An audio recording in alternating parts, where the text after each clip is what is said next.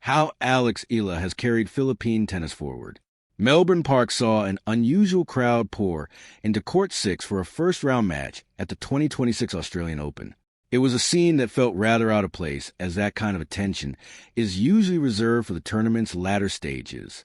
But for Filipinos, it was simply business as usual, showing up in full force for another glimpse of a rising local hero in Alex Eala. Since her breakthrough semifinal run at the 2025 Miami Open, the 20-year-old has firmly placed the Philippines on the global tennis map, turning each of her matches into a must-watch event.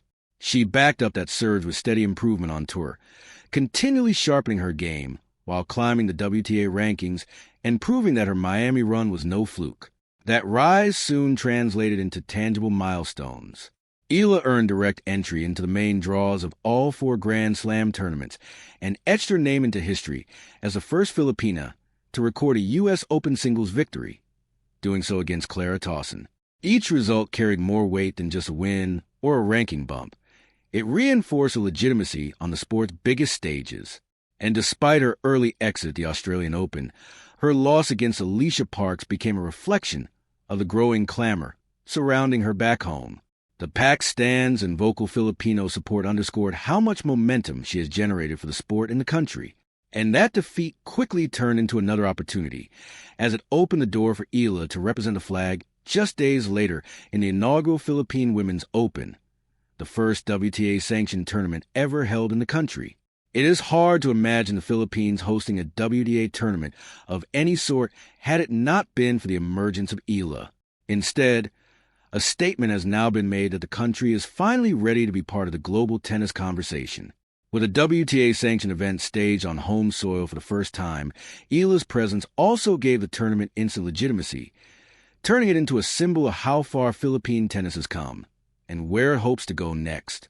This tournament, even though not yet finished, is already a great success. The turnout, the excitement, the feedback from players and WTA officials. It's amazing. For a first edition, I'm just happy to be part of it and to see unfold, said Eala on having a WTA tournament in the Philippines. In many ways, Eala has become the standard bearer for Philippine tennis. Her rise has provided a clear blueprint for the next generation.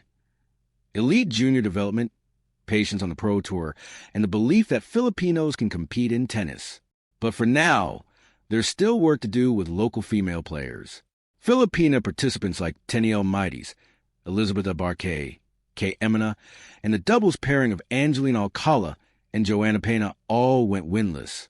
Still, Eala believed these early results should be viewed less as setbacks and more as indicators of where Philippine tennis currently stands, and where it can grow with the right structure and sustained support. Exposure to this level of competition, she noted, is a necessary first step toward closing the gap. Having a WTA tournament here is a huge stepping stone and a wake-up call. Filipinos are hard-working and passionate, and if we start to invest in our tennis players, we can slowly build more champions, Eala said. Despite Eala's quarterfinal loss to eventual champion Camilo Osorio, the week remained a net positive for both her and the sport locally, offering valuable match experience and reaffirming the importance of patience in long-term development. I think it was an overall good week. Of course, I'm disappointed about today. I think I had better days, but it is what it is.